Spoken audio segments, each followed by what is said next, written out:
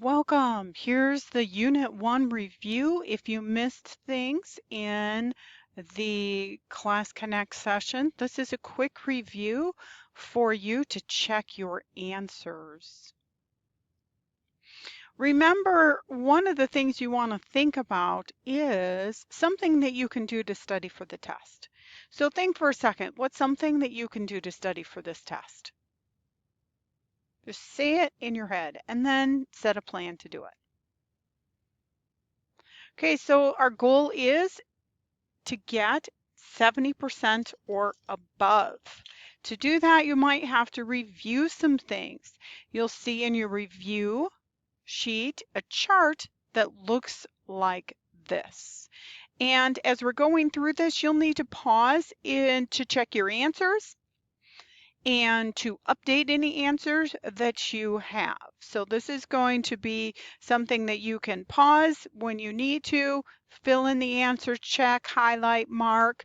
You'll see that I will have hints and helps in here to help you study. So here is information, some examples and definitions for the scientific method. And then think about this. After collecting data on the feeding habits of rabbits, the next step would be to fill in that blank. If you're struggling with that, you can practice making some hypothesis and experiments. Here is one example. You could do it every day. You probably do some of this automatically. You just don't go through all the steps. So I might, when I smell something up in the kitchen, I think, smells like chicken's cooking. In this case, my experiment would be to walk upstairs and look at it. So it's more of an observation than an experiment, but I'll be using my eyes and I'll walk upstairs and check it out and see, and I'll be analyzing data, and from that I'll be discussing, I'll draw a conclusion, and then I might discuss with whoever's cooking. If it's really good, I might ask, can I have some of that too? Here's a question on food source for hummingbirds. So get ready to check your answers.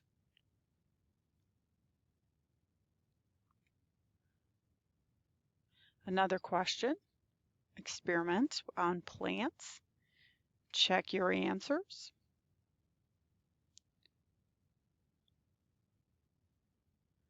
Think about independent and dependent variables. Okay, can you list the levels of organizations from largest to smallest? Be able to do it both ways, smallest to largest and largest to smallest. Check it out. The largest is the organism, smallest is the cell. And it does go smaller than that. It goes all the way down to the atom. We'll deal with the micromolecules and the atoms and even smaller than that. Okay. Different levels of biological organization. Now, your definition doesn't have to match perfectly, but it needs to come pretty close. List them, smallest to largest. So populations is the smallest, ecosystems is the largest. What do you think? Metabolism is the total of all chemical reactions occurring in the body and is involved in the breakdown of things and buildup of things. True or false? The answer is true. Multiple choice question here. At the beginning of winter, frogs burrow into the mud at the bottom of the lakes, where they go into a hibernation-like state. Which characteristic of life is this an example of?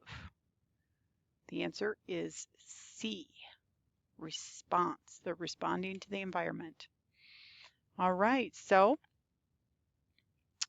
what type of chemical energy is produced?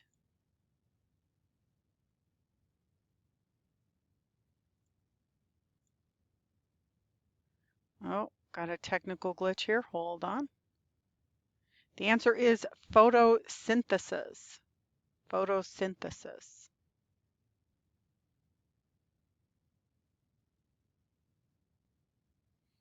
Okay, explain how sunlight is a primary source of energy in your life. Well, sunlight produces that chemical energy, light, and photosynthesis plants are able to convert that light energy into a chemical energy in the form of glucose, which is a carbohydrate. We eat the plants. Nearly all living organisms, especially us, depend on the sun's light. ATP is the form of energy that the cells can use directly. Glucose is a form of stored energy. So ATP, usable energy, glucose, stored energy. We've been talking about how structure relates to function. We'll be talking about structure and function all year long. And we had some examples in class. One that we'll be talking about that is super important in Unit 3 will be about the cell membranes and how they're semi-permeable, allowing things to go in and out. But we also talked about fur, meant to keep you warm, how the feet are shaped, how the hand shape of things always help with the function. Homeostasis. It's really important for us to maintain an internal condition that is pretty standard so that our body can survive. That's homeostasis. Ways people can respond to the environment. So your body's trying to always stay in homeostasis. Something happens and our bodies try to respond to bring it back into homeostasis. And these are some examples of responding to the environment. Me, I could put on extra clothes if I'm cold. That's just one example. You could come up with a lot more examples from that. Okay, so remember, if you're struggling with this, here's some hints here. Review the information. If you have a question, email me or call me. There's also Quizlet helps in the study helps to help you practice this information. Practice, practice, practice. If you're still struggling, make sure to contact me. I'm here to help you, but I can't read your mind. So contact me. Let me know you need help.